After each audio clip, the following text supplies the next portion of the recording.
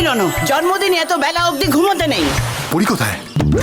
প্রত্যেকবার জন্মদিন প্রত্যেকবারই আমি ফাঁসি। জন্মদিনে বোনের মুখ না দেখে সে চোখই খুলবে না। যেন বোনকে চোখে হারাচ্ছে।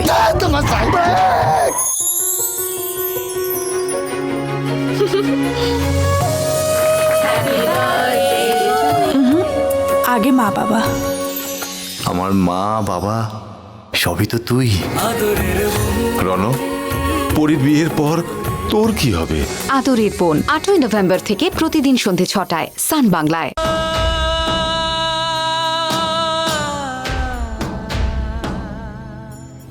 মা,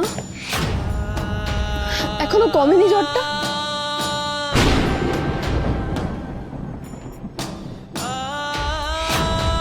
আজকে রাতে আমি আমার ছেলের সঙ্গে থাকবো, ওকে সেবা করব, ওকে সুস্থ করে তুলবো।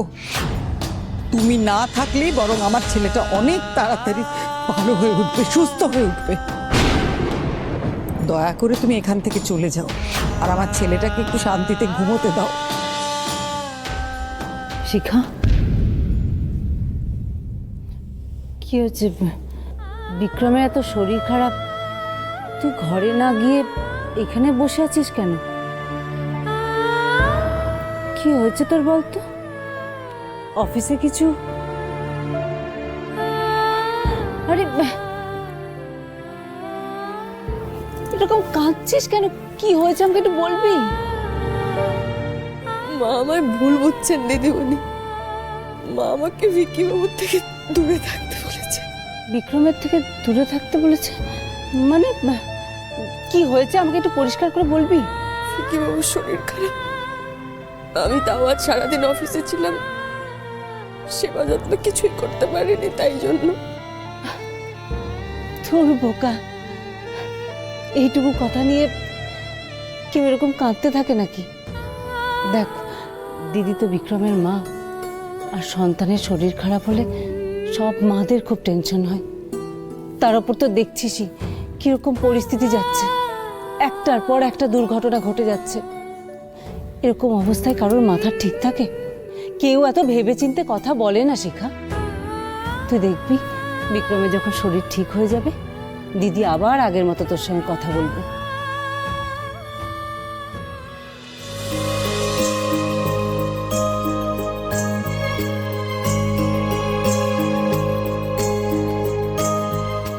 এই কি করছোটা কি? কিচ্ছু করতে হবে না, দাও দাও আমাকে দাও। না, সব আমি গুছিয়ে দিচ্ছি। বাহ বাহ, কি ব্যাপার, মানে আজকে 7 খুন মাফ করার মুডে আছো দেখছি। লটারি ফাটারি কিছু পেলে নাকি? ধরে নাও সেরকমই, লটারিটা হাতে এসে গেছে, শুধু টাকাটা পাওয়ার অপেক্ষায়। মানে তোমার মা এতদিন শুধু আমারই দোষ দেখে গেছে, শিখার দোষ তো দেখতেই পেত না, কিন্তু এখন একটু একটু করে শিখার দোষটাও দেখতে পাচ্ছে। কি বলছো বলো, আমি কিচ্ছু বুঝতে পারছি না। প্রীতম, শোনো আমার কথা। পিসুমণি বলছিল যে তোমার কোনো দরকার নেই এখানে শিখা। আজকে রাতে আমি আমার ছেলের সঙ্গে থাকবো, ওকে সেবা করব, ওকে সুস্থ করে তুলবো। তুমি না থাকলেই বরং আমার ছেলেটা অনেক তাড়াতাড়ি ভালো হয়ে উঠবে, সুস্থ হয়ে উঠবে। দেখো শিখা এত বড় একটা দায়িত্বপূর্ণ পোস্টে রয়েছে, অফিসের চাপ তো থাকবেই, সেই কারণেই মা হয়তো একটু বেশি ওকে।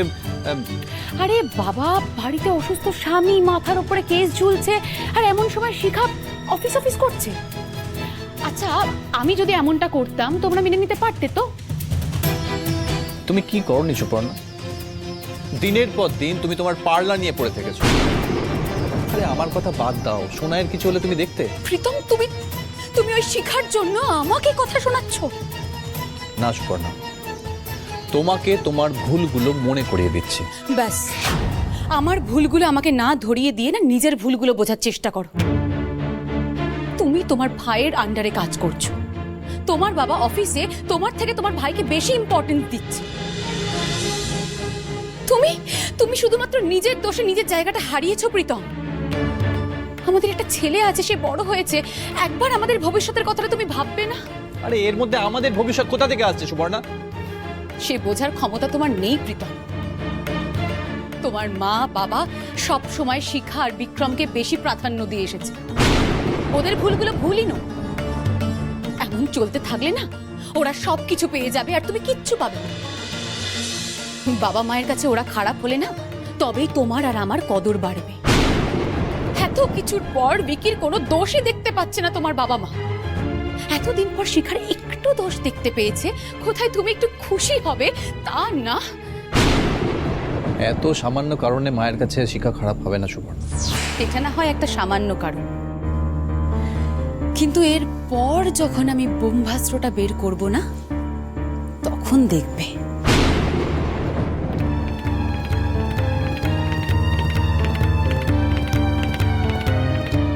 সংসারে আগুন লাগিও না সুপর্ণা, তাতে কারোর ভালো হবে না।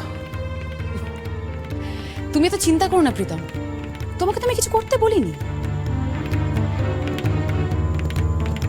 এবার যা করার আমি করব। আমার মন যেটা চায় আমি শুধু সেটাই করব।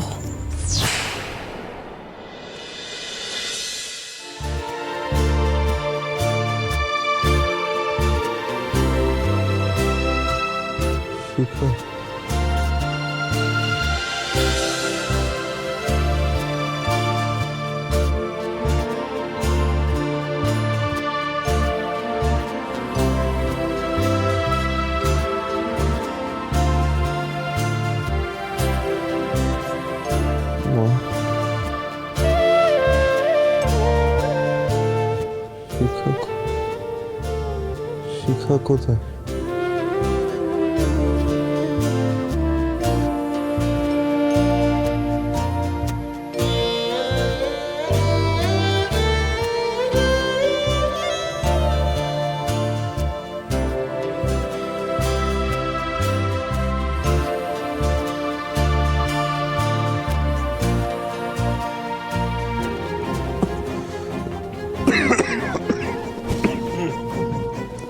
শিখা, শিখা।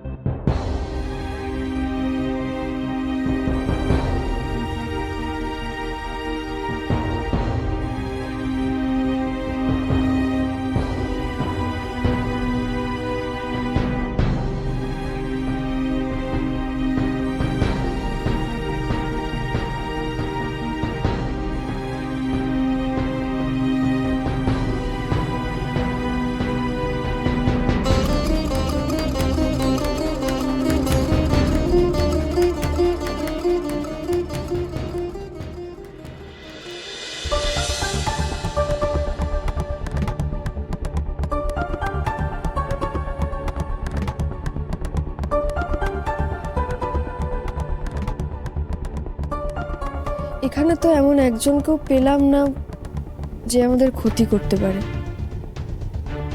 গেস্ট লিস্টে নেই, আমাদের বাড়িতে ঢুকেছিল এরকম একজনই আছে, কোয়েল। কিন্তু কোয়েল তো গুলি চালায়নি।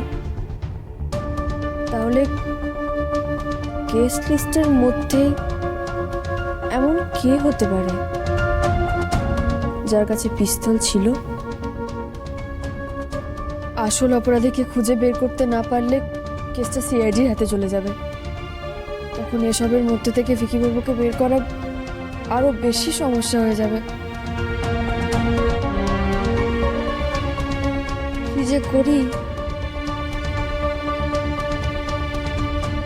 প্রীতম দা তো বলল বিয়ের দিন কড়া সিকিউরিটি ছিল, তাহলে বাইরের কারোর তো পিস্তল নিয়ে ঢুকতে পারার কথা নয়।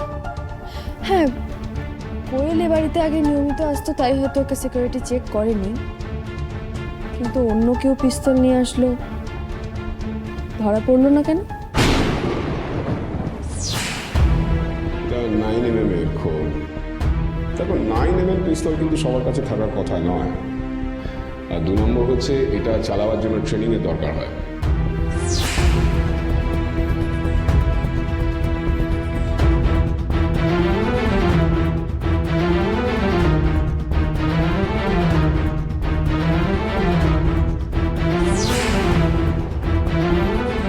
রেহান বাবু তো সিআইডি অফিসার, অনেক রকম পিস্তল চালানো ট্রেনিং ওনার আছে।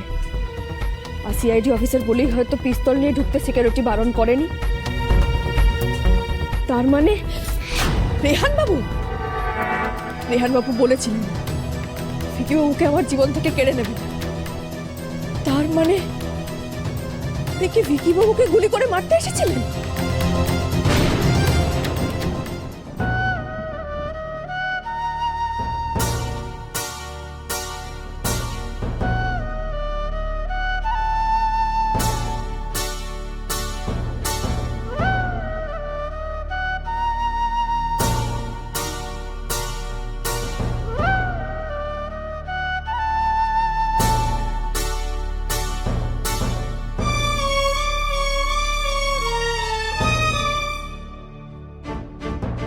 তোমার কোনো দরকার নেই এখানে শিখা। দয়া করে তুমি এখান থেকে চলে যাও আর আমার ছেলেটাকে একটু শান্তিতে ঘুমোতে দাও। দাঁড়াও, এভাবে নিজের ঘরে এসে কেউ চোরের মতো পালিয়ে যায় নাকি? না মা, মানে ভিকিকে দেখতে এসেছো তাই তো? হ্যাঁ, এখন কি জ্বর কমেছে? কমেছে, আগের থেকে অনেকটাই কমেছে। ভালো করে ঘুমোলে কাল সকালে ঠিক হয়ে যাবে। তুমি চিন্তা করো না। মা, আপনি তো অনেকক্ষণ ধরে এখানে বসে আছেন, আপনি এখন যান, শুয়ে পড়ুন, নয়তো শরীর খারাপ করবে মা। আপনার যদি কোনো আপত্তি না থাকে তাহলে আমি এখন ভিকি বাবুর কাছে বসতে পারি মা।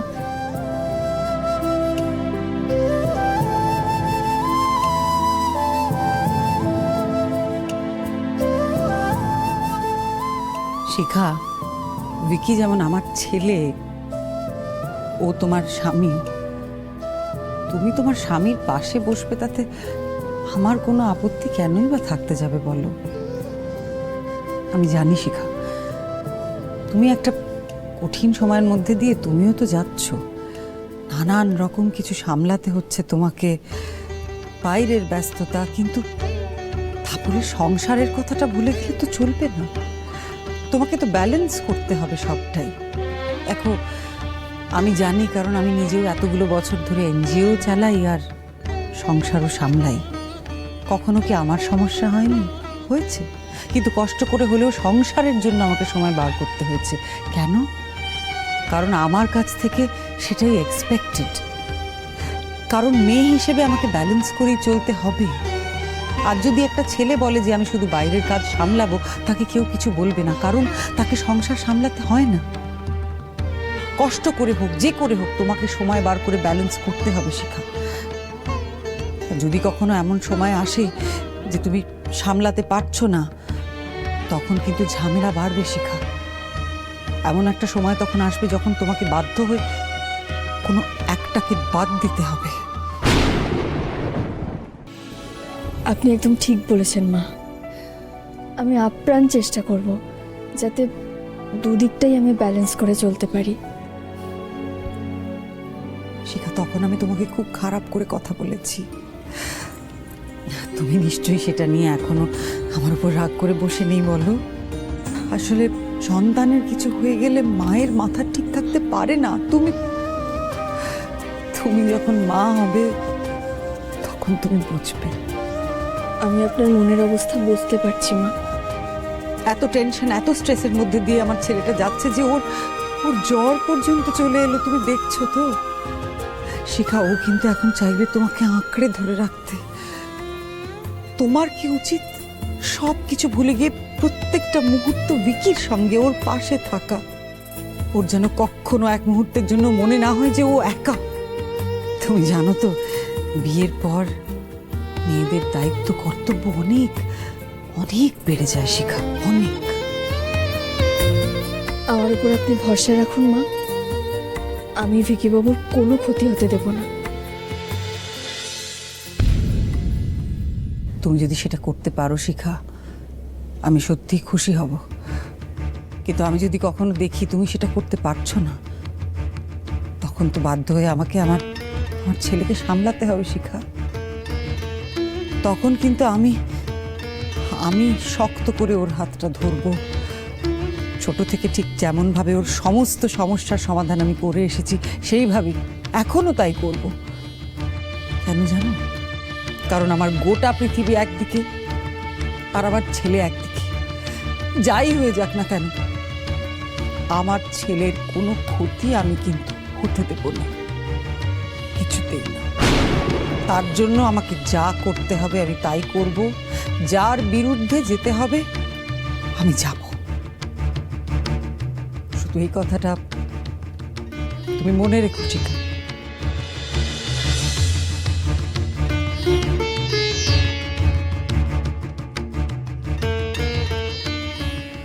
ও হ্যাঁ, ওই দিককার ড্রয়ারটায় প্রেসক্রিপশন আছে আর তার উপরে ওষুধগুলো আছে। ভালো করে দেখে সময় মতো সব খাইয়ে দিও, কেন?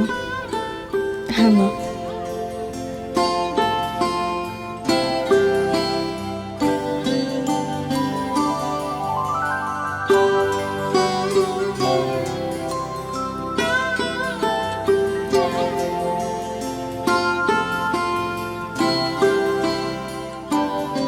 তোমার কিচ্ছু হবে না ভিকি বাবু, কিচ্ছু হবে না তোমার। আমি তোমার জীবনের সব অন্ধকার দূর করে দেব।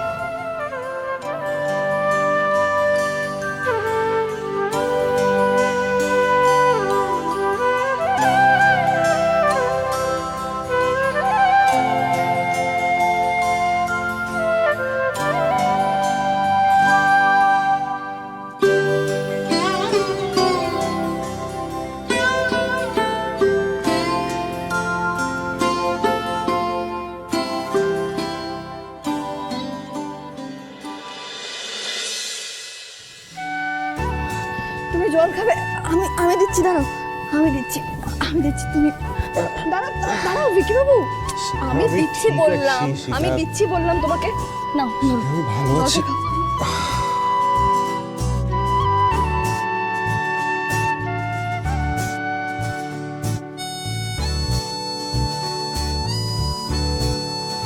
শরীর কিরকম আছে তোমার?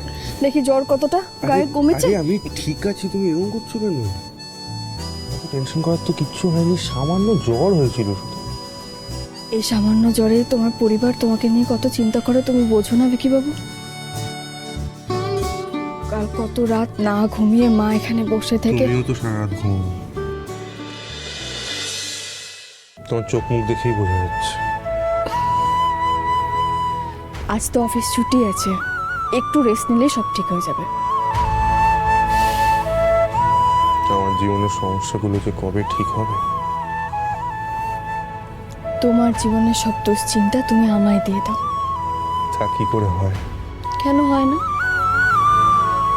আমি তোমার স্ত্রী, তোমার জীবন সঙ্গী, তোমার সহধর্মিণী। তোমার সব দুশ্চিন্তা দুঃখ ভাগ করে নেওয়াটা আমার কর্তব্য ভিকি বাবু। তুমি একদম চিন্তা করো না, অপরাধী খুব তাড়াতাড়ি ধরা পড়বে আর সবাই খুব তাড়াতাড়ি বুঝতে পারবে যে আমার ভিকি বাবু কোনো অন্যায় করেনি। কিভাবে হবে সেটা শিখা, কিভাবে? তুমি তো বললে যে গুলির খোলটা থেকে কিছুই জানা যায়নি। হ্যাঁ, তবে গেস্ট লিস্ট থেকে তো জানা গেছে। মানে আমাদের গেস্টদের মধ্যে কেউ? কে? রেহান বাবু। কি বলছোটা কি?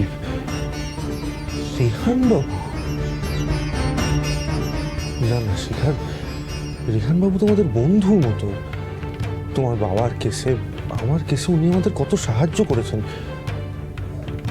ওনার ওপর হঠাৎ তোমার সন্দেহ হচ্ছে কেন? সেদিন তো তোমার অফিসে তুমি তো রেহান বাবুর সাথে মিটিং করছিলে,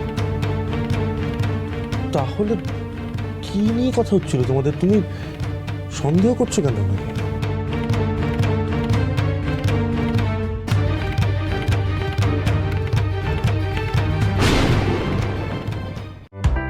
অফারটি শুধুমাত্র ভারত ও বাংলাদেশের দর্শকদের জন্য প্রযোজ্য।